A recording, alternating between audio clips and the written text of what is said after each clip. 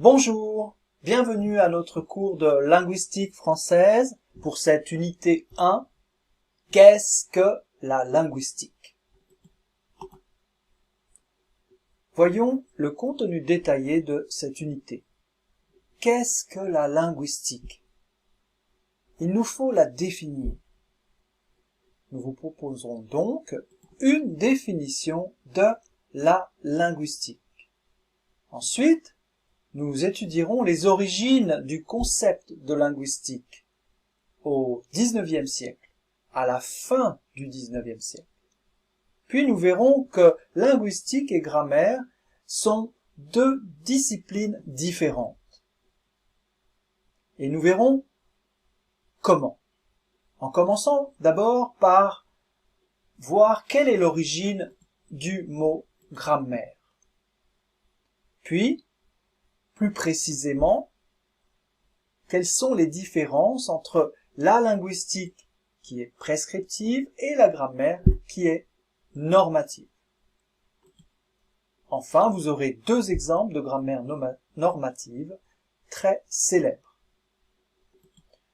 Enfin, nous verrons les domaines traditionnels de la linguistique et les domaines non traditionnels. Définition. Je vous propose cette définition. La linguistique est l'étude scientifique du langage, des langues et de leur utilisation, appelée parole ou aussi discours. Nous avons ici trois notions, langage, langue, parole. Il faut les définir aussi. Qu'est-ce que c'est le langage? Qu'est-ce que c'est une langue? Qu'est-ce que c'est la parole? Le langage, c'est la faculté générale ou la capacité, l'aptitude de l'humain de construire des langues pour communiquer par la parole, orale ou écrite. Les langues, ce sont les systèmes de communication particuliers des communautés linguistiques. Par exemple, la langue française, l'anglais, le thaï, le chinois.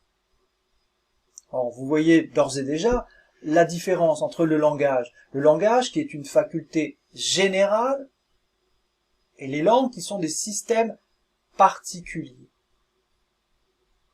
La parole, quant à elle, c'est le résultat de l'utilisation d'une langue, et donc du langage. Notez bien qu'ici, la parole n'est pas qu'orale. Il ne s'agit pas que de la parole orale. Ici, la parole, c'est le résultat de l'utilisation, et ce résultat peut être aussi bien oral qu'écrit. Bien, donc, en résumé, ce qu'étudie la linguistique, c'est le langage qui est la faculté générale, les langues qui sont les systèmes particuliers des communautés linguistiques, et la parole qui est l'utilisation de ce système particulier qui relève d'une faculté générale de l'humain. Les origines du concept de linguistique. Le mot linguistique apparaît en France au début du XIXe siècle. Il signifie alors philologie. La philologie était une discipline très large qui s'intéressait aux textes, aux documents de toutes sortes, qui s'intéressait également au folklore, aux arts, à l'ethnographie, à l'histoire. C'est seulement à la fin du XIXe siècle qu'apparaît le concept moderne de linguistique, grâce aux travaux notamment des néogrammairiens. Nous verrons plus tard qui étaient les néogrammairiens à partir de 1875. Mais aussi des travaux de l'américain William Dwight Whitney et surtout du Suisse Ferdinand de Saussure, considéré comme le père fondateur de la linguistique moderne. La linguistique se constitue alors en une discipline scientifique, autonome, visant à décrire le langage à l'aide de ses propres outils théoriques. Sur la droite, vous voyez le fameux cours de linguistique générale du linguiste suisse Ferdinand de Saussure, publié en 1916, mais qui en réalité a été publié par ses étudiants, car Ferdinand de Saussure est mort en 1913. et l'ouvrage de William Dwight Whitney, publié en 1875. Linguistique et grammaire, origine du mot grammaire. Le mot grammaire vient du mot grammatike. À l'époque de Platon, au 5e siècle avant Jésus-Christ, la grammatike, c'est l'apprentissage de la lecture et de l'écriture. Le mot lui-même de grammatike vient du mot gramma, qui en grec ancien signifie une lettre. Donc à l'origine, la grammatike, c'était essentiellement des grammaires, des traditions grammaticales qui enseignaient la lecture et l'écriture. Les plus anciennes traditions grammaticales connues sont toutes postérieures à l'invention de l'écriture, il y a environ 5300 ans. Ce sont les traditions babyloniennes et égyptiennes à partir du 3e et du 2e millénaire avant Jésus-Christ, la tradition indienne au 6e siècle avant Jésus-Christ, tradition grecque au 4e siècle avant Jésus-Christ et chinoise à la fin du 3e siècle et arabe au 7e siècle. Voyons maintenant quelles sont les différences entre la linguistique et la grammaire. Eh bien, la linguistique est dite descriptive et la grammaire normative. Pourquoi? Parce que la linguistique a une démarche scientifique. Elle observe, elle ne porte pas de jugement, elle s'efforce d'être descriptive et objective, tandis que la grammaire a une démarche normative, c'est-à-dire qu'elle dit les règles, le bon et le mauvais usage de la langue, comment il faut parler, comment il faut écrire. Elle est avant tout prescriptive, elle dicte les règles de l'usage de la langue.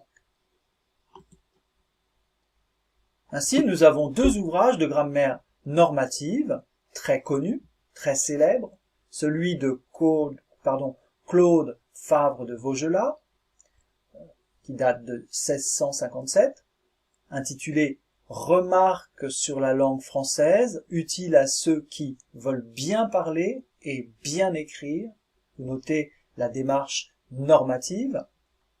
Et le fameux livre de Maurice Grévis, intitulé « Le bon usage ». Il me semble d'ailleurs que j'ai fait une petite faute, il n'y a pas d'accent, il faudra vérifier. Pas d'accent sur le E de Grévis. À voir. Maintenant, nous voyons les domaines traditionnels de la linguistique. Vous en connaissez certainement quelques-uns. Vous en avez entendu parler. Forcément. Quels sont-ils? Bien, vous voyez ici 6 domaines. La phonétique, la phonologie, la syntaxe, la morphologie que nous étudierons, et 2 autres domaines, la sémantique et la typologie linguistique. Alors, qu'est-ce que la sémantique? La sémantique, c'est l'étude du langage considéré du point de vue du sens. La phonétique, c'est l'étude des sons physiques du langage, en tant que réalité physique, observable dans toutes les langues. La phonologie, elle, c'est l'étude des phonèmes.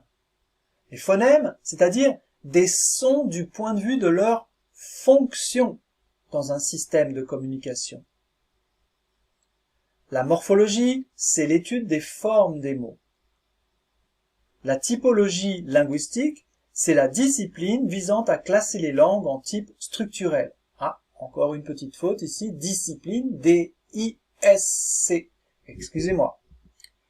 Donc, la typologie, disais-je, c'est la discipline qui vise à classer les langues en types structurels. Et la syntaxe, c'est l'étude des règles de combinaison de mots dans la phrase. Dégageons un petit peu le texte, voici. La syntaxe, l'étude des règles de combinaison des mots dans les phrases. Et puis, nous avons les domaines non traditionnels, très nombreux, parce que la linguistique est devenue une discipline très vaste, couvrant des domaines très divers. Bien maintenant, nous avons par exemple en orange, ici, de nouvelles disciplines. Je ne les ai pas toutes, je ne vous les montre pas toutes car elles sont très très nombreuses, mais voici les principales. Donc, nous avons par exemple, vous avez sans doute entendu parler de la sociolinguistique, de la psycholinguistique, de l'ethnolinguistique, de la qui vient du mot neurone dans le cerveau, neurolinguistique, de la linguistique informatique, de l'analyse de discours, ou bien encore de la lexicologie, de la dialectologie. Voyons à quoi ces disciplines correspondent.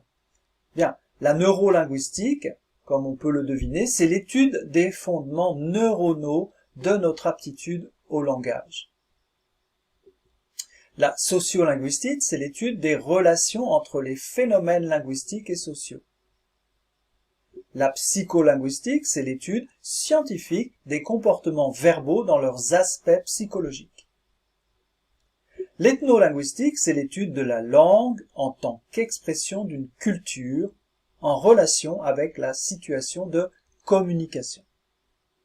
L'aménagement ou la politique linguistique, c'est l'action pour orienter et régler l'usage d'une ou de plusieurs langues. La dialectologie, c'est l'étude des différents dialectes d'une langue. La lexicologie, l'étude de la signification des unités qui constituent le lexique d'une langue, à distinguer de la lexicographie qui a pour objet la confection et l'écriture des dictionnaires. L'analyse de discours, qui est l'étude des règles commandant la production des suites de phrases structurées. Vous voyez ici on est au niveau du texte, de suite de phrases. Et puis la linguistique informatique, qui est l'étude de la langue visant à rendre les ordinateurs capables de produire et d'interpréter le langage humain. Merci de votre intérêt pour ce cours. On se retrouve très bientôt pour la vidéo de présentation de l'unité 2, le langage dans la pensée antique et la religion chrétienne.